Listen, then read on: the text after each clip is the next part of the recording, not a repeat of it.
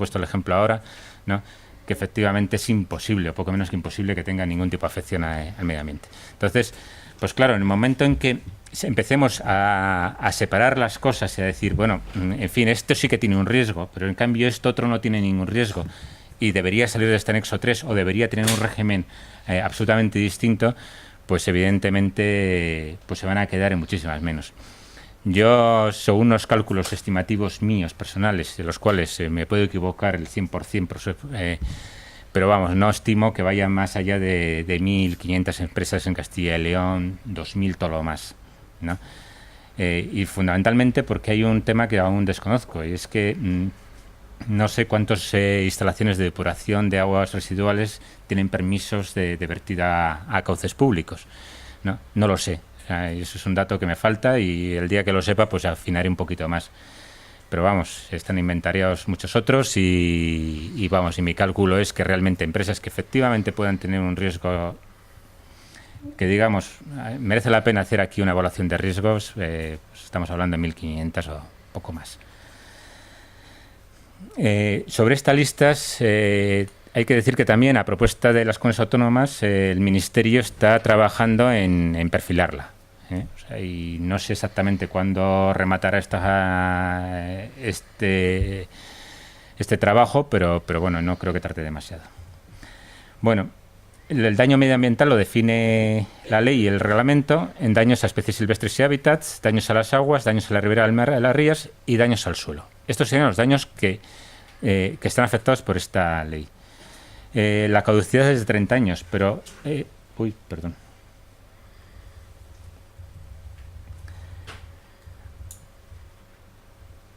A ver, estamos aquí. La caducidad de estos...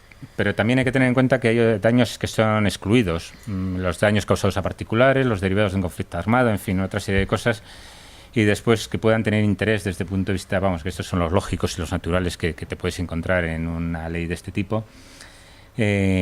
Los relacionados con las emisiones a la atmósfera. O sea, emisiones a la atmósfera que tienen carácter difuso y demás, y la contaminación difusa estaría excluida, salvo que se pueda determinar una relación clara causa-efecto. Bueno, los plazos de aplicación realmente se publicó en el año 2007, pero en octubre del 2007, pero que tiene un efecto retroactivo a abril del 2007.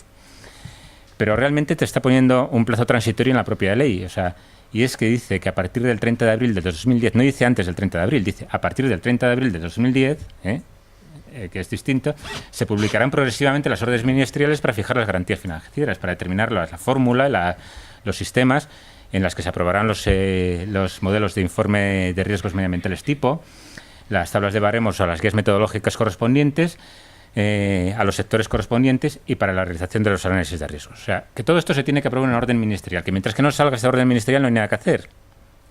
O sea, tranquilidad. O sea, mientras que no salga esta orden ministerial, todos tranquilos.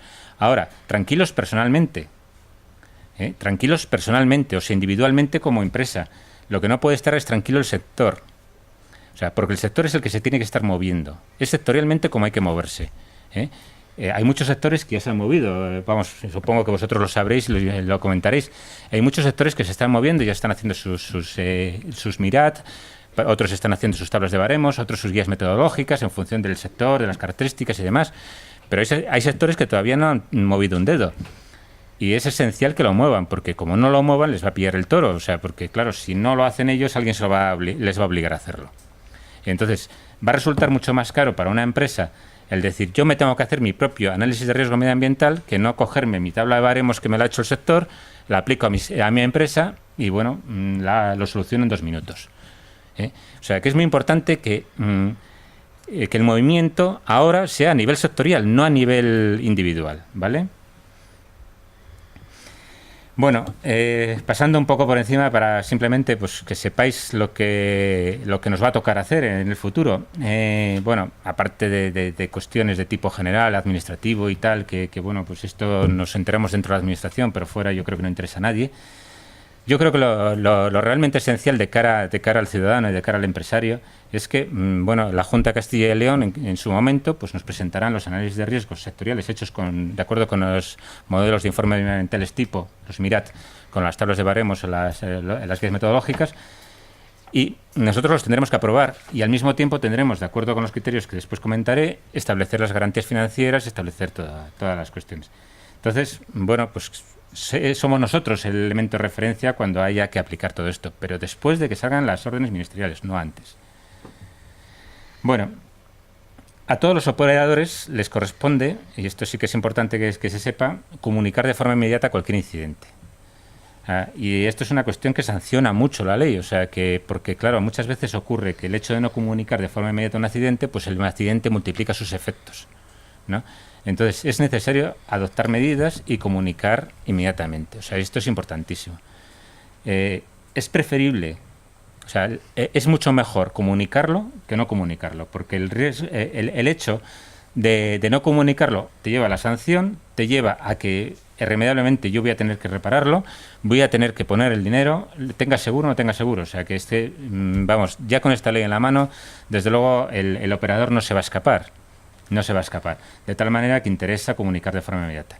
Y por supuesto ejecutar medidas sin demora. O sea, porque muchas veces, insisto, que los incidentes se magnifican por el hecho de no tomar cartas en el asunto inmediatamente. Y después los operadores incluidos en el anexo 3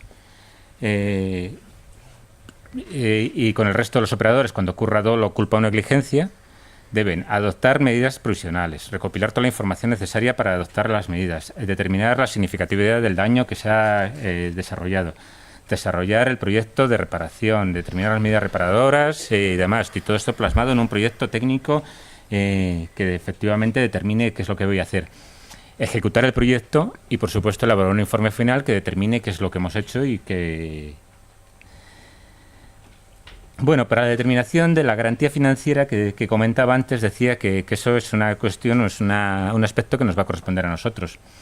En primer lugar, debe quedar garantizada por la autoridad competente, que en este caso en Castilla y León es la Consejería de Medio Ambiente, y que hará determinado en función de la intensidad y la extensión del daño que la actividad pueda causar en el entorno, o sea, después del análisis de riesgos y demás.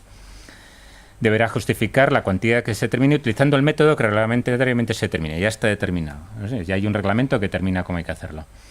El método se basará en criterios técnicos que garanticen la evaluación homogénea, con unos escenarios de costes y de reparación asociados a cada uno de ellos y que asegure efectivamente una delimitación uniforme, una definición correcta y uniforme para todos, ¿no? O sea, que no haya disparidad de criterios, o sea, que sea muy, muy objetiva. Y la cuantía debe ser específica y exclusivamente destinada al riesgo medioambiental. O sea, no puede ser destinada para muchas cosas, ¿eh? O sea, solamente es para ese riesgo. Ya en el Real Decreto del Desarrollo de la Ley decía que bueno, la cuantía financiera es obligatoria, se va a determinar a partir de ¿qué? De un análisis de riesgos medioambientales que tenga que desarrollar la empresa. Bueno, y el cálculo de la garantía financiera establece un procedimiento que es el que se relaciona ahí, que vamos, tampoco voy a entrar a explicarlo con detalle, pero bueno, básicamente lo que viene a decir es que yo tengo que ordenar todos mis escenarios de posibles incidentes que tenga, monetizarlos, o sea, calcular el coste que tiene la reparación de esos escenarios y después coger el que los ordeno y el que esté en el punto 95 es aquel que me va a determinar la garantía financiera, ¿no? Porque ese es el riesgo, pues digamos que recoge, es un porcentil 95, digamos, de los riesgos, ¿no? Bueno, y después el análisis de riesgos medioambientales tiene que ser realizado por el operador, si lo desea, o por un tercero contratado por él. Se seguirá el esquema establecido, y esto es una cuestión que se ha determinado en coordinación con todas las comunidades autónomas, mediante la 150.008, la norma UNE, u otras normas equivalentes que pudiera haber, o sea, pero vamos, básicamente es esta, ¿no? Y bueno, y deben utilizarse criterios recogidos en el capítulo 2 de la ley, que es la caracterización del entorno donde se ubica la instalación, identificación de los agentes causantes, bueno, la extensión, intensidad, escala temporal del daño, evaluación y significatividad del daño, en fin. Pero, ¿los análisis de riesgos tienen que ser individuales? No. Esto es importantísimo porque hay mucha gente que anda pensando que tiene que hacer hoy el análisis de riesgos ya porque